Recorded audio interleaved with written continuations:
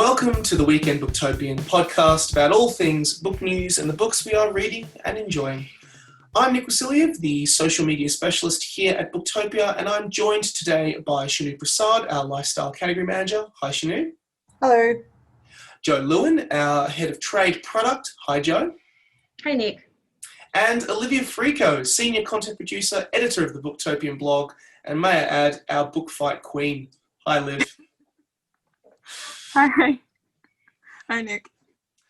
So as with all of our episodes, we'll dive right into the world of book news first and then discuss the books we are reading, and then be sure to stick around until the end when my guests will go head-to-head in a battle for book supremacy that we like to call book fight. So, book news today, and the biggest news that everyone is talking about at the moment is the book industry in America has had massive news with the announcement that Penguin Random House has bought Simon Schuster for $2.95 billion Australian, reducing the big five of American publishing to four. So, Joe, how big a deal is this? Because it seems like a pretty big deal. Yeah, look, I guess in terms of how it will impact Australian publishing, the answer is we really don't know. Simon & Schuster in Australia have been having a fantastic time in recent years under their CEO, Dan Ruffino. They've been really upweighting their local publishing list. And Bertelsmann, the parent company, have said that they're going to continue to offer kind of control, total control to all of their publishers worldwide. So, it remains to be seen whether Penguin Random House Australia eventually, swallows the Australian Simon & Schuster operations. I don't expect that to happen in the short term, though. I think everything will be business as usual for quite some time. Yeah, but it is interesting how much of an impact it will have in the American industry, considering it's such a big purchase. But yeah, big news there. And the other big news that we want to talk about is that Hardy Grant's Children's Publishing has announced the creation of Bright Light, which is a new illustrated imprint under Ultimo Press that will publish. They plan to publish 20 titles a year, exploring privilege, race, equality, the environment, bodies, gender, what have you. Shanu, I know a lot of children's publishing is kind of pushing in this direction. What does this news mean in the context of children's publishing, and also especially around, Ultimo Press, which is, racking up a lot of big news lately? I might jump in here on Shanu's behalf. Hardy Grant have already been doing some really, really fantastic work in this space. Some of their books by authors like Sophie Beer, already really talk to a lot of these issues. So I think that setting up a brand new imprint for these titles to live under, I guess just really acknowledges that focus. Yeah, I've already got to see the two of the first titles that they're going to be actually publishing, and they're really excellent. The first one is How to Be a Real Man, which is by Scott Stewart, who wrote and illustrated the book. People might remember him. He went viral on TikTok when he and his son dressed up as Elsa to go and see Frozen 2, and it was so adorable. If anyone hasn't seen the video, they should 100% look that up. And if you don't know how to find it on TikTok, just go find a young person and they'll do it for you. And the second book is really, really fantastic and perfect timing. It's called Daybreak, and it's by two authors, Amy McGuire and Matt Chung. And it's a book about January 26th and the day and what it means to all sorts of different Australians and what views they have on it and why that day is important to them. And I've seen that one as well, and it does such a great job of really breaking down for children why not everyone might be super happy just to have like a nice public holiday and not have to go to school. I know they're on school holidays anyway, but you know what I mean. So it's really, really exciting. And if that's the first two books, I can't wait to see what the rest. Yeah, absolutely. It all bodes well, huh? 100%. It's good that they're pushing into into this space a little bit more, and it really is exciting. And lovely to see some kids publishing that tackles really important issues like, diverse families and Indigenous issues without being like really depressing and really brown. Yes. Like a lot of these books about these issues tend to be brown. And, yes. very dull colours, very, very depressing. as opposed to something that children, are actually attracted to because they're bright colours and the story is hopeful and a little bit more palatable for a young audience. Exactly, and they've already done such a great job, as we talked about, with it. So it's only just being able to give them the breathing space to really expand and take what they're doing to the next level. Exactly. It's going to be interesting to see what other releases will be in store. So we'll watch that space.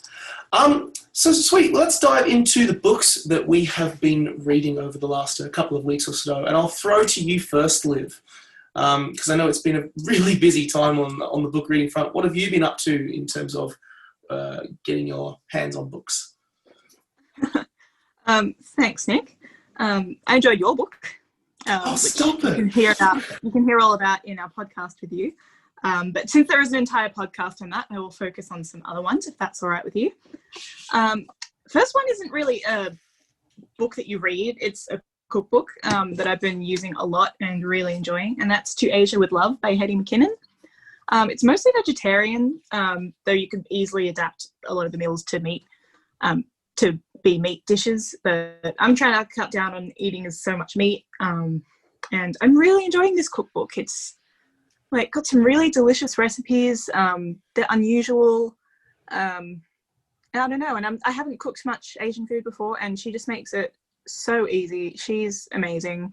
The life-changing udon noodles are literally life-changing. They're delicious. I made the best shallot pancakes of my life. I love shallot pancakes.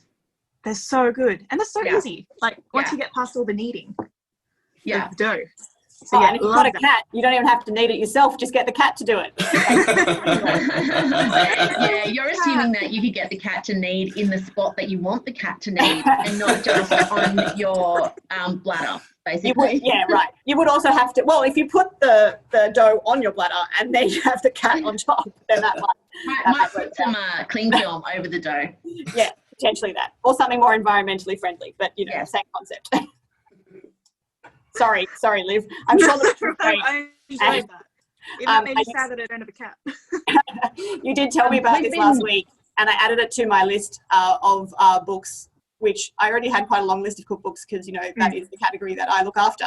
But I hadn't got to see a finished copy of that one yet, and so I hadn't drooled over the recipes as much. But then Liv is my influencer for cookbooks, because when she starts cooking from something and tells me it's good, then I go and immediately follow her and make the exact same things. So ask me about it next year and I will have made all the recipes that you've made in that book, I'm sure.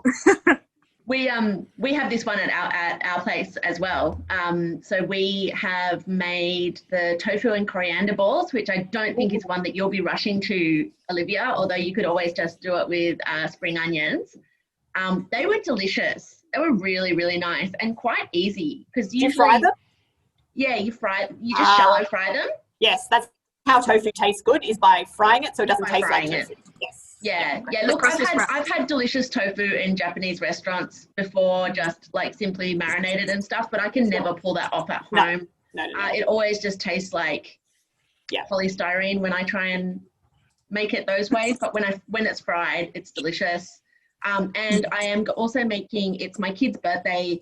It was my kid's birthday yesterday, and it's their birthday party on the weekend, and I'm going to be making the orange chiffon cake.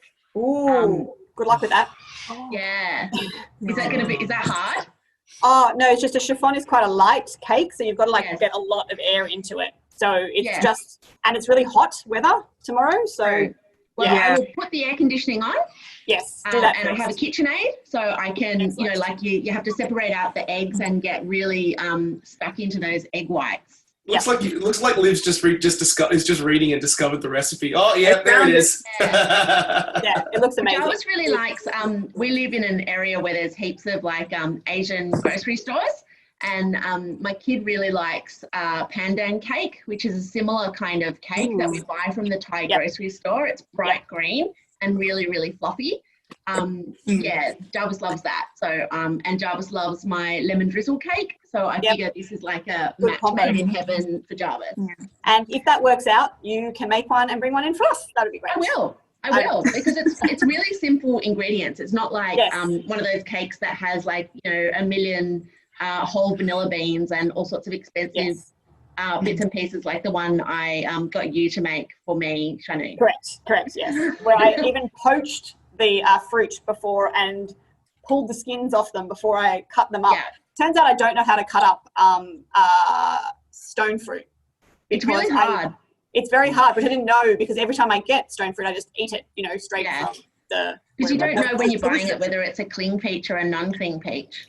I didn't even know. Oh, geez. Now you're getting into I bought nectarines because they looked nicer than the peaches. Yeah. So they just have a pit that will not go away. It just clung. So along the same theme, Olivia, I've been cooking from the wildly successful and now no longer available until February In Praise of Veg. Sorry, Shanu, I know that you don't want to talk about this book. No, there's some stock. And we can't get it. No. There is some stock now. Ah. Yeah, it's not So sold out quick. yet, but you better be quick. If you're listening to this on the weekend that it's aired, then there's stock. If you're listening to this after that, you probably have to wait till February. Yeah.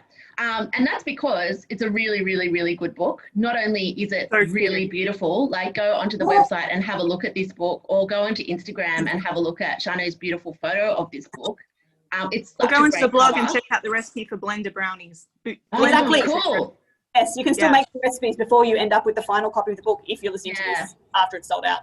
So it's just gorgeous on the inside though. It's really interesting. It kind of like it breaks down all of the different vegetables by color, which is really good because sometimes you're like, I just want a big bowl of green, and other times you're like, I want comfort food. I want like, mushrooms and potatoes and all of those kind of like, beige foods. Yeah, so I made some really yummy broccoli steaks out of it, and I made Hasselback parsnips. And she's full of like really cool little tips and tricks as well. So with the Hasselback parsnips, her trick was that you actually lie the parsnip down in between two chopsticks. Yes. And that way when you're slicing down through the parsnip, you don't go all the way through and you get a perfect beautiful looking Hasselback parsnip. Yeah. Great. Now you know my secret. So now I can't make it for everyone else anymore, and people be super amazed about how great a job I did, because it's not really you. It's really the chopstick. It's really the chopstick. But if I tried to do that freehand, no way. No way. No way. I don't have the patience to do that. No. There's probably some dumb kitchen gadget you can buy, use once, and then it'll just languish. Yeah, I'm quite sure there is. Along 100%. The lines of like, those egg slicer things with the wire. Yeah. Yes. Something like that. Who was slicing the eggs? I know. I think someone tried to use that. I must say, slicing eggs is not as easy as it sounds. That's true. Yeah. Anyway, this is a podcast about books. Can I just? I'll add my book that is I've found most helpful, which recently, and it's the new Cornersmith cookbook, Use It All, which we have great stock levels of, guys. So everyone, no matter when you listen to this, you should be able to get a copy of it for your loved one or yourself. And I think it's kind of similar to the kind of both books you're talking about, where it's like very plant forward, plant based, plant forward, veg forward, whatever buzz term you want to use, and also full of extremely useful tips on how to store everything you buy, because that's great. Yes, to keep things the freshest for the longest, how to use up stuff that is not so fresh that you thought you were going to use on this day, then you ended up going out, so you didn't do it, and then now you've got this wrinkly kind of whatever in the fridge. So they've got great recipes to make the best of everything. And the most favourite thing I've done so far, because I have a dish that I make from a different Ottolenghi cookbook, which uses silver beet, but it only uses the leaves. And then always I've got all these like silver beet stems, and I'm like, I don't know what to do with these. And everybody throws those away, right? And same with kale stems. Exactly. It's a fantastic recipe with just like, a little bit. You just need a pan, some delicious spices, and some thyme as in T-I-M-E, because it takes 20 minutes to break it down. And you just come up with the most delicious side dish that I put into a jar, and then I ate it with eggs, and I ate it with rice, and I ate it with something else, and it was amazing. So that's the cookbook that I have found really great, because I just feel really bad about wasting food. I hate wasting food, and I try and identify what I'm going to use. And silver beet and kale both do feel really, really wasteful. Like you take the leaves out, and then you wilt them, and they come up to like nothing.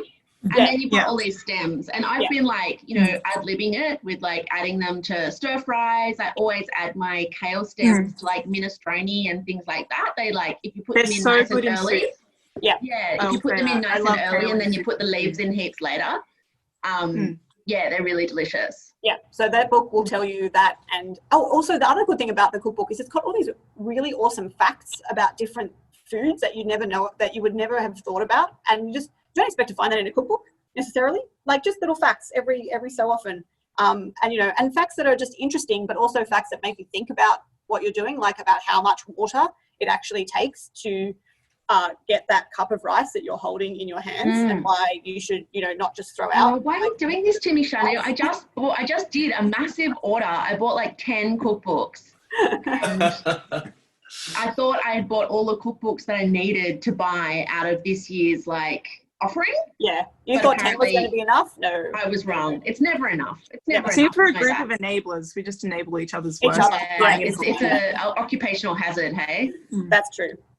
I love how I haven't even had breakfast today, and you guys are killing me because these all sound amazing right now.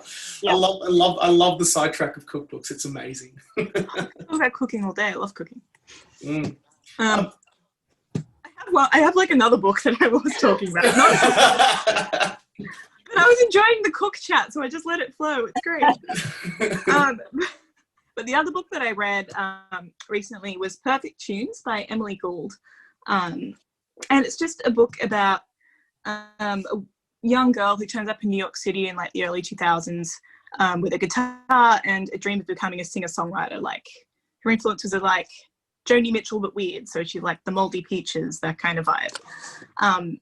And while she's trying to make it as a musician, she falls in love kind of disastrously with this guy named Dylan, who's a guitarist and vocalist in an up-and-coming band.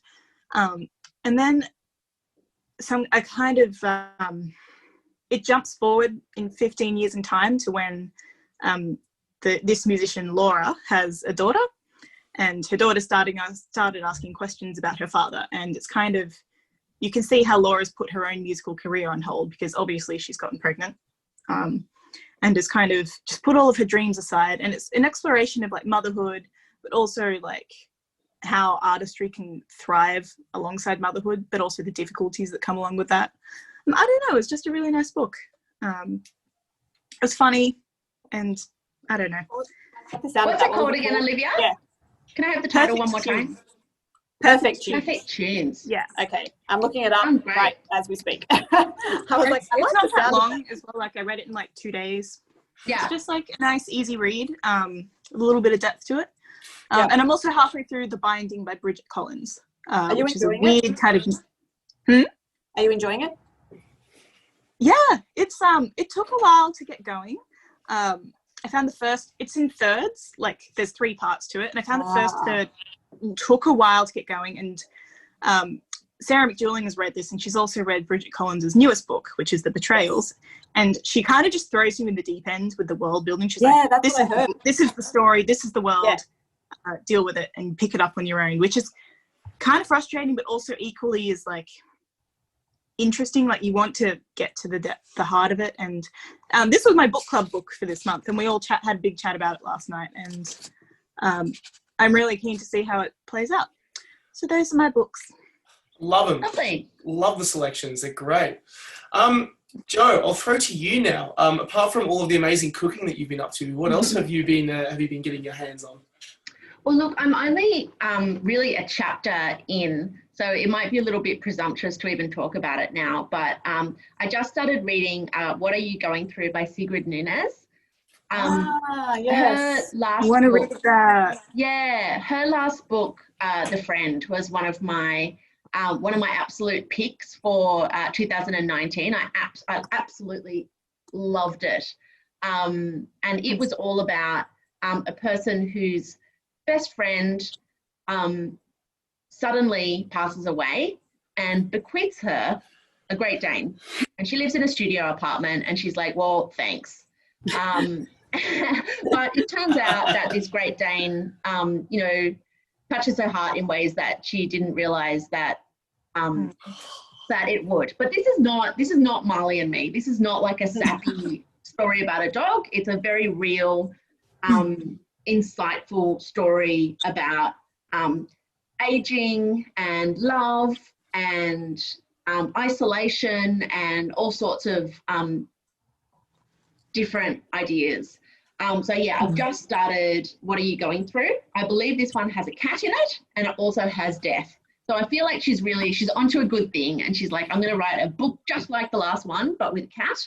So I can't wait. I know that her book is so nuanced. Her work is so nuanced and subtle that I'm sure it's not going to be, The Friend 2 now with cats. No. I'm sure it will be more nuanced than that. So I love the way she writes. The first couple of chapters, I'm not sure exactly what the arc is going to be, but the mood that she evokes is just so beautiful.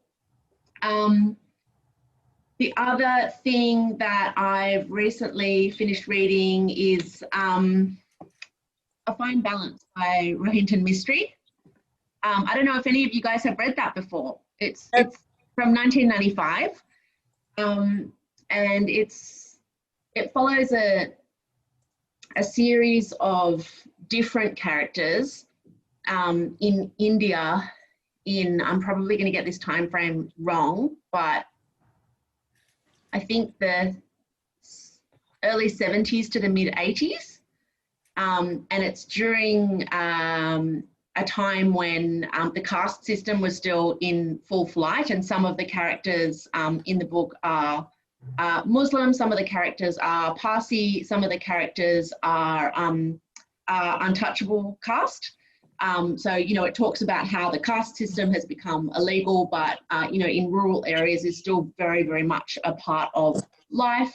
It talks about the Prime Minister at the time during this historical period called the Emergency, where a lot of democratic process was taken away. It's a really, really fascinating look into Indian history, and also, as with all books, human nature and character, and how these people relate to each other across religion and caste and age and socioeconomic group and all of these different things. So it's a modern classic and something that I recommend everyone dips into at some stage in their lives. Oh, love it. Love the sound of that one. It sounds like probably more relevant now than when it came out in terms of its and look, it's stuff it analyzes. It's pretty epic too. I think it's 600 pages, so it's not quite a Hilary Mantel, but it's pretty chunky. It packs a lot in. Yeah. Sometimes it's good though to dive into those bricks, such an engrossing world. Great picks. I love that. Lastly, but certainly not least, I'll throw to you, Shanu. In addition to all of the amazing cooking, I'm loving the cook chat that we got sidetracked by. But what else have you been up to? Yes, apart from midnight cooking, which is the time that I do most of my cooking. The last book that I finished reading last weekend was Charming as a Verb. It's a young adult book by an American author, Ben Philippe. He is, I'm not sure if he was born there or his just background is Haitian. And so his main characters are also American Haitian. He's the main character, Henry, or Hodney, Henri spelling, he's been born in America, but he's first generation American Haitian. So his parents were born in Haiti and came across when they were younger. And he lives in the upper east or west, the upper part of Manhattan. And his dad is the building manager, the super for a building there. So he's not rich at all. His family is certainly not rich. They do have an apartment in the building, but the tiny little basement apartment. And it's not a super, super, super fancy one, but you've got to be well off to live there. He's smart. He goes to a really fancy private school. And a lot of the book, he's in his last year of school. So a lot of the book starts with saying, if you're a young black man, the best thing to do is just smile. So it's all about how he has a capital S smile, which is like the charm, and it's all about him being like this super charming guy.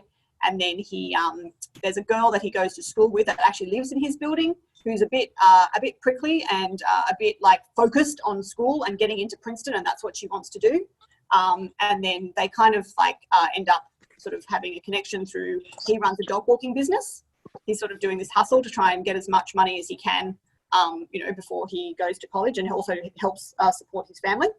And yeah, so it's got a really great, fun, sweet romance in it, and it's got a lot of things to say about class and privilege, and you know, what it's like, you know, like coming to America with this dream that his dad had, that his dad gave up his dream so his son could have the dream, but then the son also feels that, you know, like it's hard for him because he's in this world where, you know, there's this guy that he goes to school with, that like his dad's you know, he's a legacy to get into Columbia, which is the school that like the main character's dad is like, if you get like, this is like the dream for his son to get into Columbia, then he will have achieved success.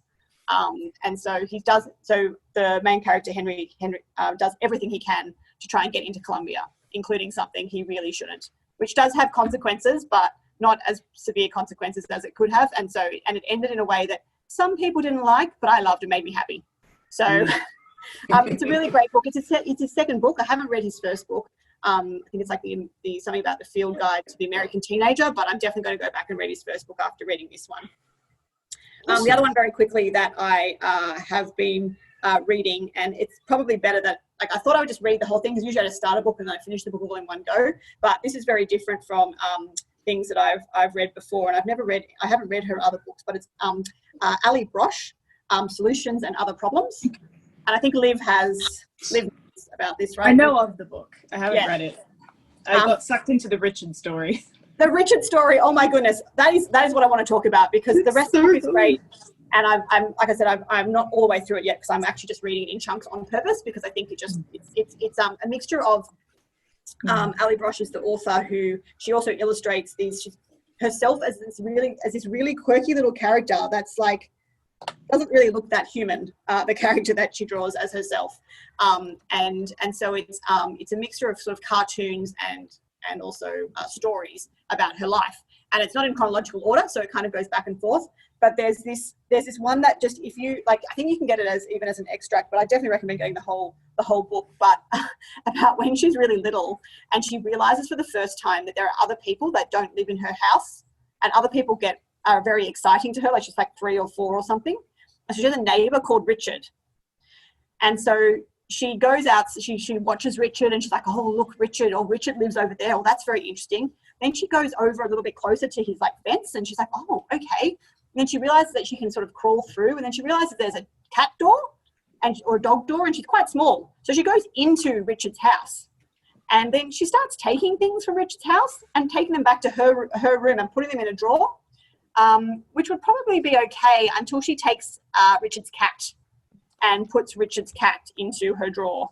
And then her parents find out, and they're like, what is this? And she's like, oh yeah, I've just been hanging out with Richard, which Richard is like a man in his mid-30s. And, you know, so the parents are obviously very concerned about why their kid would be hanging out with a man in his 30s when she's like 3 or 4 years old. But it turns out that hanging out just means she's going in and spying on him and stealing his stuff. So the way she writes it with the illustrations is a lot funnier than how I've described it, but I guarantee that you cannot get through reading that story without laughing. And she just has such wry observations about life, and she's so honest about her own, you know, everything that happens to her in her life, but it does it in a very, very humorous way. So if you, I've got it on good authority, I haven't read her other book, but that if you like that one, then you'll like this one, and you don't need to have read her other book to read this one. So recommend both of those. Awesome. Love it. Good selections. Love it. Thank you very much, everyone, for all of your fantastic book selections. And now it's time for us to move on to the most infamous part of the podcast. I love the enthusiasm already. It is time for Book Fight. Now, I understand, I know, Shanu, that you are daunted by this one, but I think we actually might be in the clear. No. I'm not daunted. I'm actually excited because unless Mark didn't... Oh, actually, no, wait. Did Mark write the questions? No, I did. Yeah. Okay. Then I might be happy now. Mark didn't write the questions. Mark's questions are Very interesting and Well, very sci-fi related. So Yes, very they hard are. for me to ever answer. well, fortunately, you might be in the clear this time because there are, in line with the cookbook chat we've had, there are actually a couple of cookbook-related questions in Oh. today's book fight. So I'm excited to see how this goes. But before we begin, I will require buzzers from each one of you, and I'll throw to you first, Joe. What will your buzzer be? Sorry, what's that? Your buzzer. What will your buzzer be? Buzz. Buzz. I love it. You're taking Arthur's thing. I love it. Awesome. Liv, what will yours be? Pancakes. Pancakes. Oh, no, I'm totally going to make pancakes tomorrow. I have buttermilk in the fridge that I have to use up. Even if it's 39 degrees, I don't care. I'll just make them anyway. Oh my god, you've made me hungry now. Okay. And lastly, Shanu, what will yours be? Yay. Sorry. Yay. Yay, I like it. Awesome. Okay. We now have our I'm quizzes. before I answer the question incorrectly if I ever jump in. We are now ready to go. Ladies and ladies, let's play a book fight. Question 1. Which book recently won the 2020 Walkley Book Award? Bonus points if you can name the author and the subject matter the book was about. Pancakes. We have Buzz first. It's called Fallen, and it's by Morris someone. Yeah. Morris Keane. It's not Morris Keane, but you are correct with Fallen. But I'll give it to you. It was Morris Marr. There we go. And the extra point, which not on goal, was the inside story of the secret trial and conviction of Cardinal George Pell. Was the subject matter of the book. But yeah, you got. I'll give you 2 points for that one, Morris Marr and Fallen. Question 2. Sweet and sour onion petals is a recipe from which high-profile cookbook? Pancakes. I heard a buzz first. No. I heard a buzz first.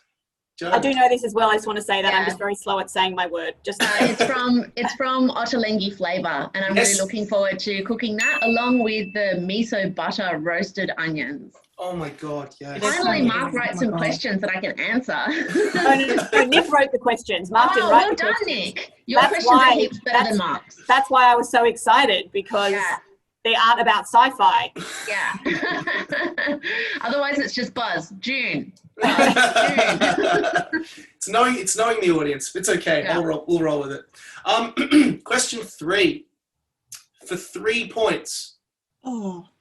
Name 3 books nominated for the Prime Minister's Literary Award for 2020 in any category. You can name any category. Yep. The Weekend by Charlotte Wood. Yep. You cut out there for a second, but I did get the Weekend. Yield by Tara June Winch. Yep. The Why Chim. Oh God, what's it called? The dumplings book.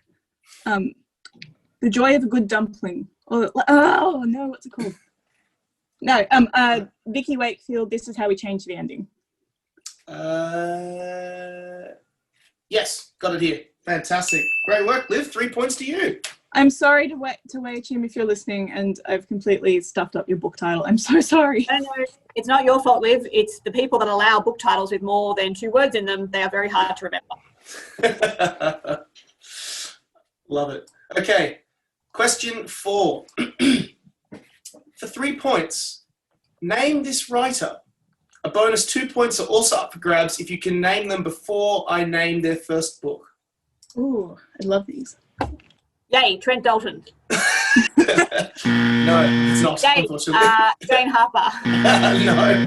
Yay, Jimmy Butler. That's not how this works. You don't just keep guessing before you started talking. No. Who am I? I was born in... Say Buzz, Joe. Oh, sorry, Buzz. Nick. Correct, yes. No. Who am I? I was born in Wandsworth, London in 1960. I had a difficult childhood, moving schools 9 times between the ages of 9 and 18. I began my career in publishing, working first under publisher Niam At-Allah, if I pronounced that correctly, if not, apologies. Before at 23, I began my career in journalism, writing for The Spectator, a publication my father previously worked at. I began writing book reviews, but then became a restaurant critic in 1985, before I became the deputy literary editor of the Sunday Times in 1986. I always had a strong interest and love for cooking. And after I observed a dinner party host in tears because of an unset creme caramel, I just... Creme caramel, yep. That's yep. the one. Got it, moving on. I began to conceive of the idea of writing cookbooks. My first book, published in 1998, was called How to Eat, and sold over 300... Yep. Pancakes. I heard Yeah. Buzz first. Is it Nigella Lawson? It is Nigella Lawson, correct. 3 points to Joe. I didn't get the bonus points because I have no idea about her early life. And, I just thought she was a lot younger than that. No. She looks a lot Yeah, younger it's than the that. excellent skin and the burkini that she wears every time she goes, every time she comes to Australia. Yeah. So now we move on to question 5, which is, who won the 2020 Booker Prize? Buzz. Pancakes. Buzz first. I'm sorry, Liv. I also know this one. I just need to say I'm just very slow on this. My word is. Douglas Stewart. I think the internet gods are smiling on me today and allowing me to buzz in first. Sorry, guys. No, no apology required. It's book fight. It's not a book apology. It's a very polite book fight, though, today. Well, Joel's not here. Because Mark's not involved. Yes, Joel and Mark. Neither Joel nor Mark are involved. No, but when Mark is involved, I don't get angry at the other contestants. I just get angry at Mark for the questions. No, well, Mark keeps putting in questions about classics and then accusing me of and then getting mad when I answer them correctly. But what were you expecting? Yeah, that's right. Exactly. You put this question in for me, obviously. Anyway. So what was the answer to the question? Douglas Stewart. Yep, Douglas Stewart. What's the? Yep, that's Shuggy the answer. Bane. Yeah, You didn't Shuggy ask Bane. the title of the book, but Sorry, I will give it to you. Yes, that's it. Is it Shuggy or Shuggy? I still don't know. I don't know. But I'm calling it Shuggy. I like to walk around the office going Shuggy Bane because that's how I feel like it should be pronounced. Whatever that is pronounced. Well, my dog's name is Shuggy, so I've been calling her Sugar. Shuggy Bane. Shuggy Bane. Oh, yeah, that's quite Shuggy funny. Bane. Yeah. I don't know how it's pronounced. Someone you just will have tell to do us. it in a really thick, strong Scottish accent, and then I don't have one of those. No, yeah, neither do me I. either. Yeah. All right, and this leads on to our last question. Can this last question be for 12 points? So if I get it, I win. I will. And could it be very easy? And could the other two people just not chime in, please? And then I can win. Because soz. But currently we are sitting on Joe. You are sitting on 7 points, and Liv, you are sitting on 3, and Shanu, sorry, you are still on 0. But I am loving your enthusiasm. So the final question for Book Fight for this week. Name this closing line. Oh, I'll never get that. It's funny. Don't ever tell anybody anything. If you do, you start Pancakes. missing everybody. Yep. That's The Catcher in the Rye, J.D. Salinger. Yes, it is The Catcher in the Rye by J.D. I haven't read that book. I still wouldn't have known. I feel like it has a bad rap, and people need to appreciate it more. I love it. Yeah, I didn't like it. It's I read it when I was younger too, so that's the age you're supposed to read it and really identify it, but I did not. Yeah, it's one of my favorite books. I love the narration, and I love how completely unreliable he is. It's just he's all over the place, which is one of the things I love about it. So that brings us to the end of this So who won?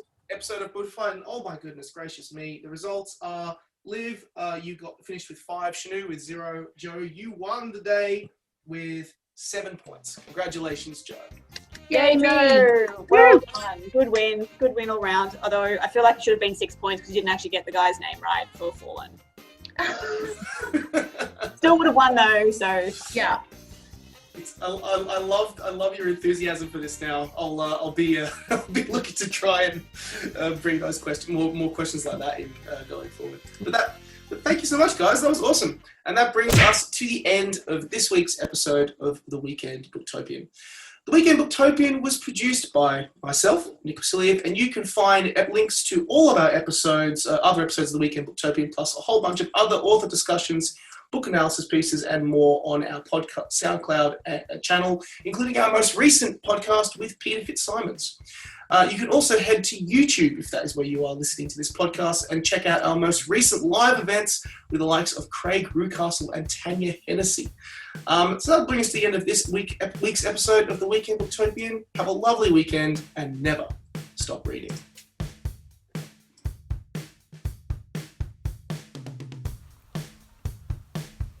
Thank you for listening to the Booktopia podcast channel.